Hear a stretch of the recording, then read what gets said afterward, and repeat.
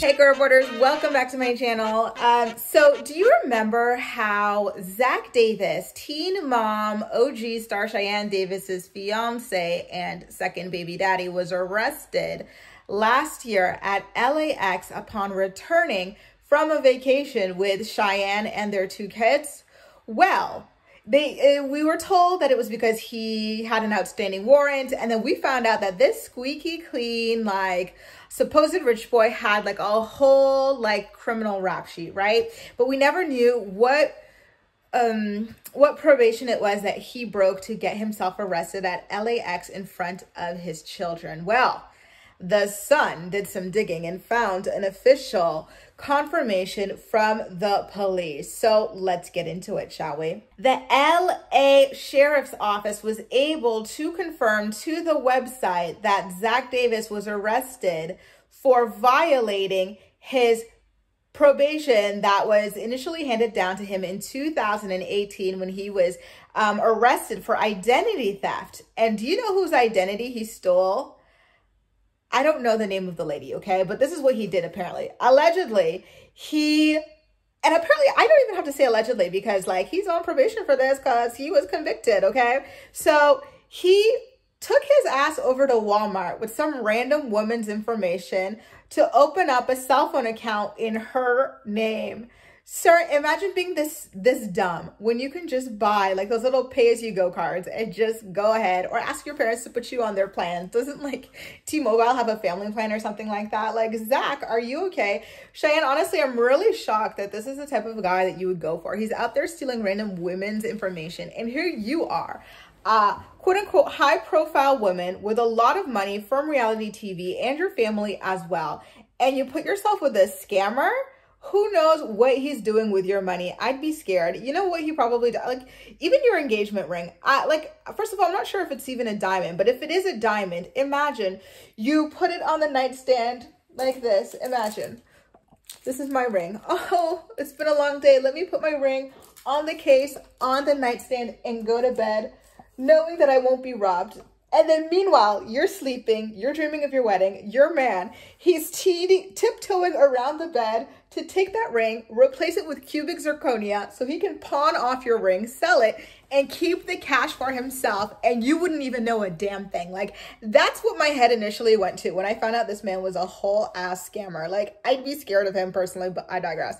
So, yeah, the person said from the Los Angeles Sheriff's Office, they said, and I quote, "On the date of the indictment, suspect Davis opened a new Verizon wireless account and purchased a cell phone from the cellular phone booth located inside the Walmart. Suspect Davis provided the salesperson with the victim's information." So he pleaded no contest to the grand theft charge that we were just mentioning there, but he wound up being sentenced to 3 years of probation and 32 days in Los Angeles County Jail.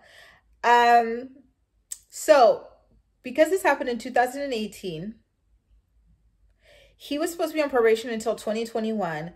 And look what happened. In February of 2020, he allegedly violated his probation, and then he gets picked up in January of 2022 for outstanding warrants. I think the warrant came from him violating the probation from this case. Mind you, it's going to take us 1 month and 19 days until we're able to see what happens next, because according to the Sun, the Los Angeles County's office talking to the Sun, sorry, Zach's next court date is scheduled for October 20th, 2022. And that's when we're going to find out what it is that they're going to be doing with him as a result of this situation. I believe that him and Cheyenne would have already been married by that point. I imagine them having like a spring, early fall, like September wedding. Definitely not a late October. So at least like she doesn't have to worry about this messing with their wedding. Oh my God. Imagine you choose a wedding date and this man gets himself arrested and he has court or something. Like, on the wedding date. That would be so ratchet. I would die. I would gag. Anyway, as you guys know, Zach has a little bit of a sketchy like criminal history. Like, again, he had the thefts, not just identity theft, but other forms of theft, like literally going into people's houses and stealing things. He had multiple DUIs and stuff like that. Like, that guy is shady. And again, I think that Cheyenne could have done a lot better than him. So it is quite sad to see that. Listen, you can always like divorce a marriage or whatever. Like, I think the saddest thing is that she had a kid with him, and yeah, she's going to be tied to him for life. Who knows what he'll do to get his hands on some of her money, because someone like that who does things like this to people is quite desperate. You know what's so crazy? I'm scrolling through the Sun, and then all of a sudden I see a girl that I know in real life. I'm like, wait, what is she doing here? This girl is named, sorry, I don't know if you guys could see it. You see this girl right here? This girl is named Dominique Baker. She has a blog called Style Domination. And I'm like, what is she doing here? She's talking about her titties. What's going on with her titties? What? She's from Ottawa. She's a fashion blogger from Ottawa. Should I be messy? No. I'll just say she's a fashion blogger from Ottawa who had an interesting scandal in the middle of the pandemic. But no, we're not going to go there. Anyway, let me read this story. I'm in a bind. I have triple D boobs, 2 things I always keep in my purse in case of fashion emergencies. Huh. I wouldn't know anything about that, clearly, right? Okay. Let me read this because this is interesting. This is interesting. What you ladies with boobies are dealing with. Anyway, guys, tell me what you think about this story about Zach stealing a woman's identity to go to Walmart to open up a cell phone account. Like, is he too good for those pay-as-you-go? I have a mirror up here.